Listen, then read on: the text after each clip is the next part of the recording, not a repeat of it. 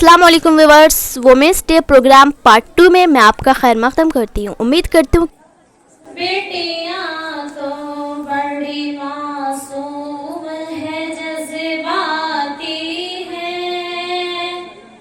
बेटियां तो बड़ी मासूम है, जज्बाती हैं।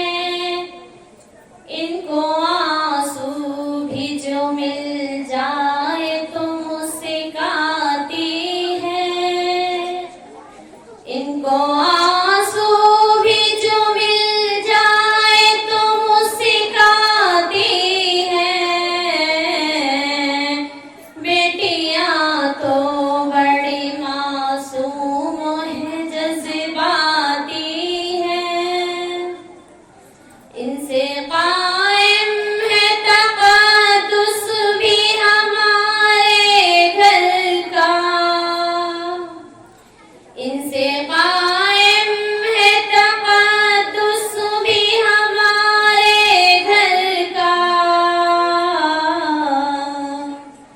सुबह को अपनी नमाजों से ये महकाती है। वो आए और इस्लाम में औरतों के हुकूक के मुतालिक कुछ कहें।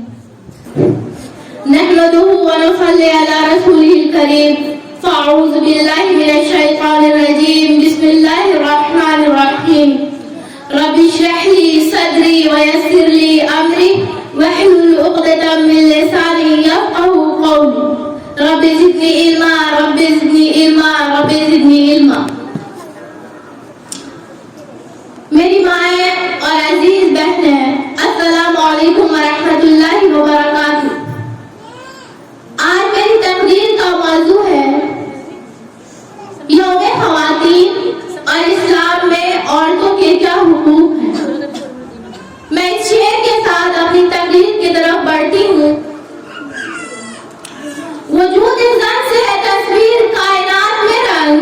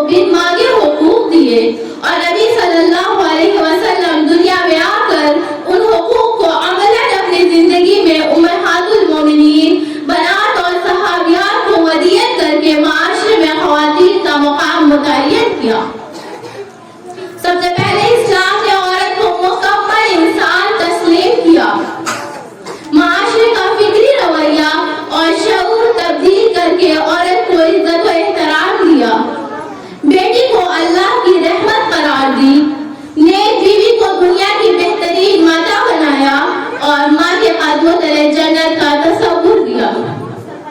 اسلامی وہ واحد مذہب ہے جس نے عورتوں پر احسانات عظیم کیے ہیں، جبکہ وہ ذلت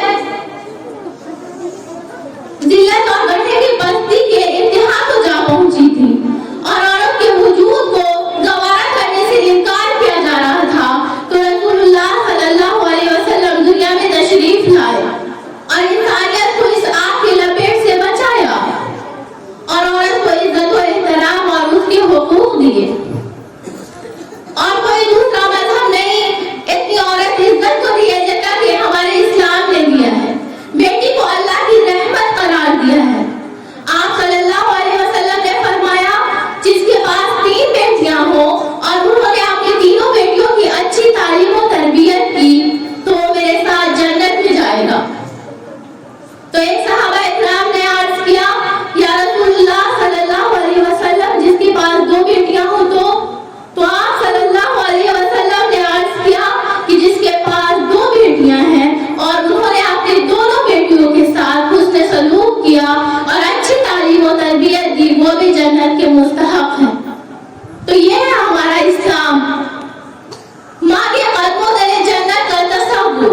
آپ صلی اللہ علیہ وسلم نے فرمایا کہ اگر میری ماں زندہ ہوتی اور میں عشاء کی نماز پڑھ رہا ہوتا اور میں فرض نماز میں ہوتا اور میری ماں بولتی محمد، تو میں فرض نماز کی نیت کو توڑ دیتا اور اپنے ماں کے پاس جاتا اور کہتا جی امی جان۔ تو یہ مقام کسی اور مذہب نے نہیں بلکہ اسلام نے دیا ہے۔ تو ہمیں بھی اپنے حقوق کو جاننا چاہیے کہ ہم نایاب ہیں، بہت قیمتی ہیں ہمارے اسلام نے عورت کو عورت کا رتبہ دیا ہے، بیٹی کو رحمت قرار دیا ہے، ماں کے جنت کے تلے ماں کے پیروں کے تلے جنت کا تصور دیا ہے۔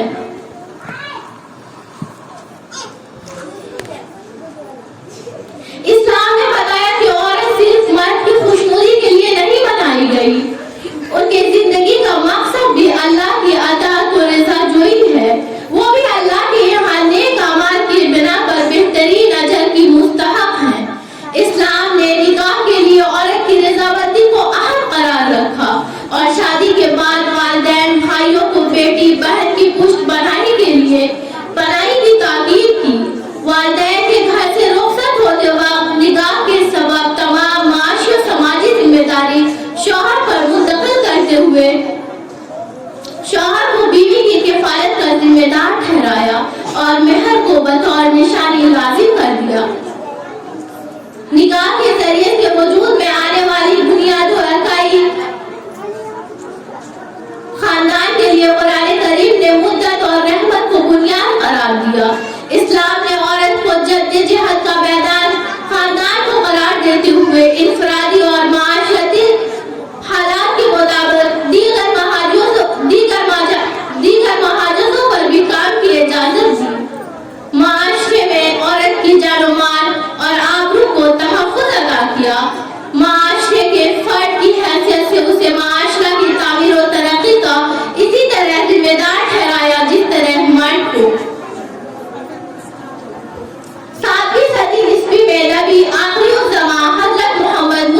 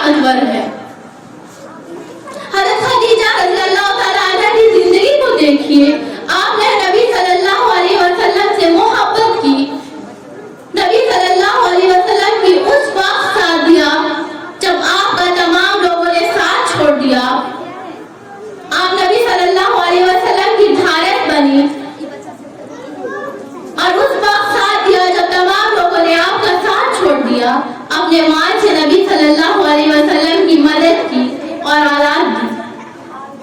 سیرت عائشہ پر نظر ڈالیے، جن کی علمی حیثیت عورتوں میں سب سے زیادہ فقہ اور صاحب علم ہونے کی بنا پر بعض صحابہ اکرام پر بھی فوقیت حاصل ہے۔ آپ کا مبین 200 صحابہ اکرام کی استاد ہونے کے ساتھ ساتھ نہایت شیریں کلام و فصیح النساء تھی۔ نبی صلی اللہ علیہ وسلم کے جگر کا ٹکڑا فاطمہ بنت محمد صلی اللہ علیہ وسلم، جب آپ نبی صلی اللہ علیہ وسلم کے گھر میں تشریف لیتی تھی تو نبی صلی اللہ علیہ وسلم آپ کا خوش آمدید کہتے، انہیں بوسہ دیتے۔ تو یہ حقوق کسی اور مذہب نے نہیں بلکہ اسلام نے عورتوں کو دیا ہے۔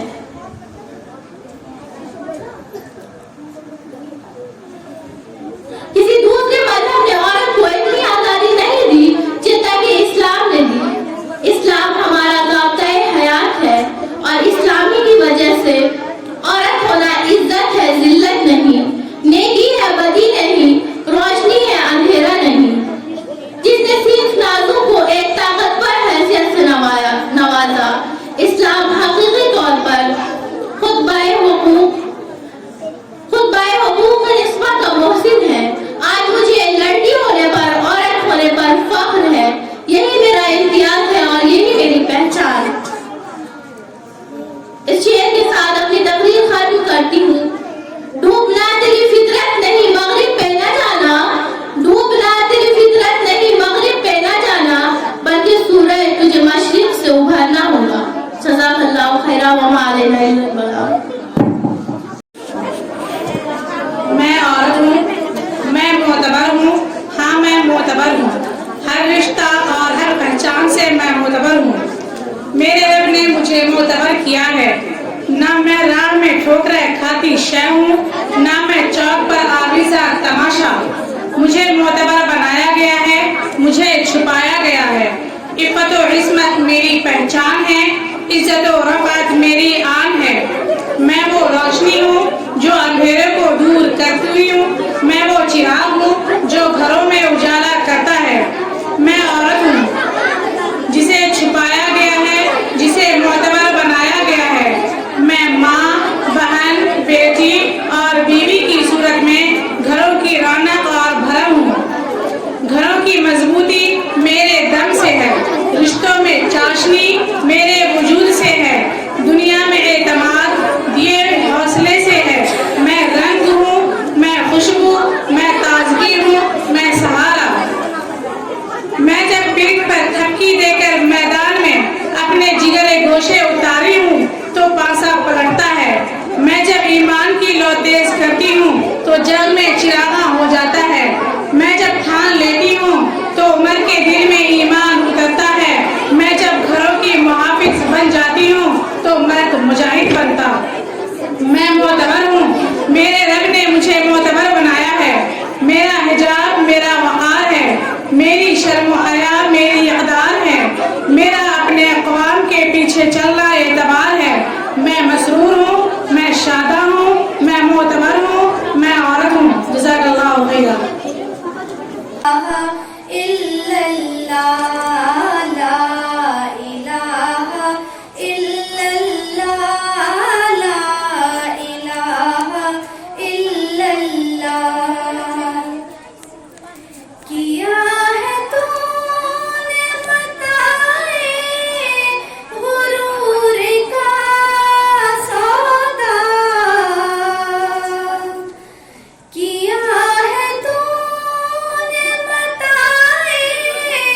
غرور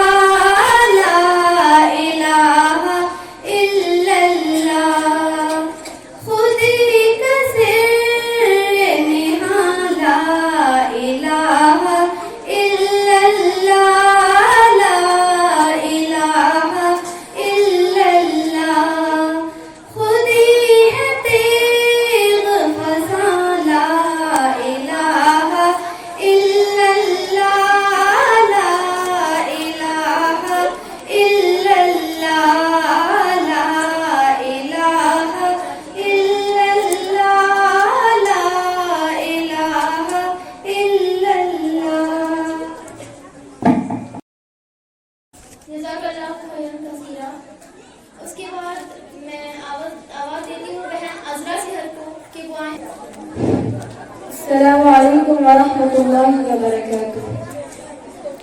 نحمده ونصلي على رسوله الكريم أما بعد.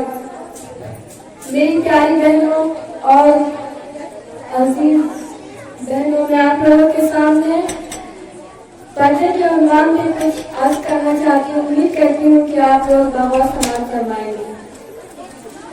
اسلام دین فطرت ہے جس نے عورت کو شیطان کی مکروہ چالوں سے محفوظ کیا ہے اور ذلت و بے حیائی کی دلدل سے نکال کر عزت و احترام کے اعلیٰ مقام پر بٹھایا. نیل سے خوبصورت نازک آبدینی قرار دیا. عورت انمول موتی کی طرح ہے جس میں شرم و حیا مردوں کے مقابلے میں کہیں زیادہ ہوتی ہے، اور یہی شرم و حیا دین اسلام کی پہلی ترجیح ہے جس کے بارے میں نبی اکرم صلی اللہ علیہ وسلم نے فرمایا، جب تم میں حیا نہ رہے تو تم جو چاہے کرو. اللہ تعالیٰ نے عورت کو حکم ارشاد فرمایا کہ وہ اپنے گھروں میں رہا کرے اور شرعی ضرورت کے بغیر گھروں سے باہر نہ نکلا کرے. نبی کریم صلی اللہ علیہ وسلم نے عورت کے اس عمل کی فضیلت بیان فرمائی. چنانچہ حضرت انس رضی اللہ تعالیٰ عنہ فرماتے ہیں کہ کچھ عورتیں پیارے نبی صلی اللہ علیہ وسلم کی خدمت میں حاضر ہوئی اور عرض کیا کہ یا رسول اللہ صلی اللہ علیہ وسلم، مرد حضرات تو اللہ کی راہ میں جہاد میں شریک ہو رہے ہیں اور شریک ہو کر فضیلت پا رہے ہیں، لیکن ہمارا کوئی ایسا عمل نہیں جسے پا کر جسے ہم بجا لا کر مجاہدین کا درجہ پا سکیں. ان پر پیارے نبی صلی اللہ علیہ وسلم نے ارشاد فرمایا کہ عورتوں کی جماعت تم میں سے بہتر وہ ہے جو اپنے گھروں میں ٹھہری رہے. اگر جو اپنے گھروں میں ٹھہری رہی تو وہ مجاہدین کا درجہ پا سکتی ہے. چاہیے ہے گل کے لیے رنگت، رنگت کے لیے پردہ، ہے گل کے لیے رنگت، رنگت کے لیے پردہ، سیرت کے لیے صورت، صورت کے لیے پردہ. کیا منہ پہ بنایا ہے ستار حقیقی نے، پردے کے لیے عورت، عورت کے لیے پردہ. جزاک اللہ عزیز، جزاک اللہ خیر کثیرہ. بہت خوب. اس کے بعد السلام علیکم. بسم اللہ الرحمن الرحیم. الحمدللہ رب العالمین والصلاة والسلام علی رسولہ الکریم. اما بعد، فقد قال النبی صلی اللہ علیہ وسلم من عال ثلاث بنات فاذبحن وزوجهن وأحسنوا عليهن فله الجنة أو كما قال عليه السلام. عورت کی اس راز کو عورت کی بصیرت ہی کرے فاش، اس راز کو عورت کی بصیرت ہی کرے فاش. مجبور ہیں، معذور ہیں مردان خردمند. کیا چیز ہے آرائش و قیمت میں زیادہ، آزاد یہ نسوات کے زمرد کا گلوبند. معزز سامعین اور میری عزیز بہنوں، موجودہ دور میں بہت سی سماجی اور سیاسی تحریکیں ہوتی ہیں اور انہوں نے ہزاروں اور لاکھوں لوگوں کو متاثر کیا. انہیں میں سے ایک تحریک وہ ہے جسے تعلیمی تحریک کہتے ہیں، یعنی فیمنزم. اس کا آغاز امریکہ، روس، برطانیہ اور جرمنی میں خواتین کے حقوق کے لیے اٹھنے والی تحریکوں کے ساتھ ہوا. مغربی ممالک میں خواتین کو بہت سارے حقوق حاصل نہیں تھے، جیسے ووٹنگ کا حق، سرکاری عہدوں پر فائز ہونے کا حق وغیرہ. پہلے قدر اس کے لیے کوئی خاص متعین نہیں تھا، لیکن بعد میں 8 مارچ کو اس کے لیے مخصوص کر دیا گیا. اس طرح 8 مارچ کا دن پوری دنیا میں عورتوں کے مسائل کی طرف توجہ دلانے اور ان کے حقوق حاصل کرنے کے لیے منایا جاتا ہے.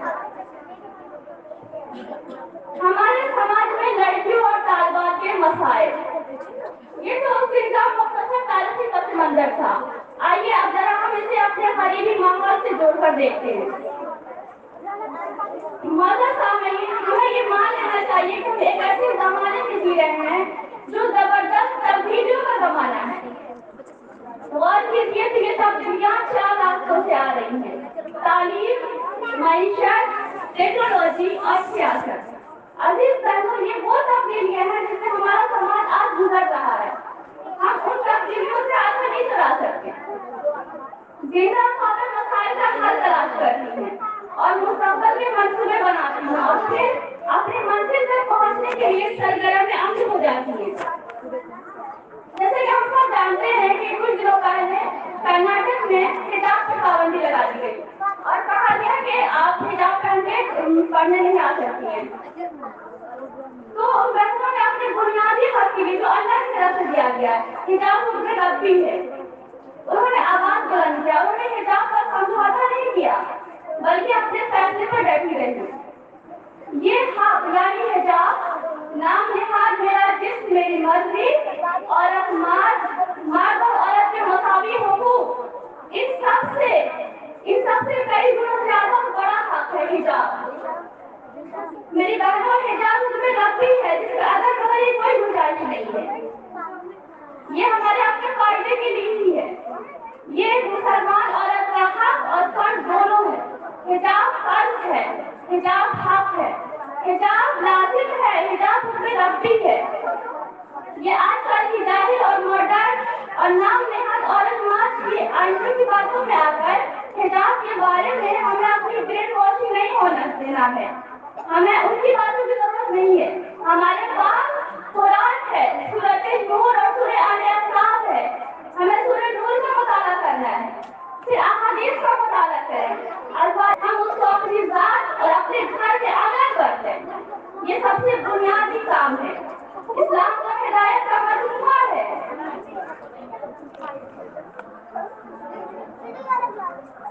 ان ہدایات کو اپنے گھروں, بازاروں, آفسز, محلوں وغیرہ میں عملی جامہ پہننا ہمارا کام ہے.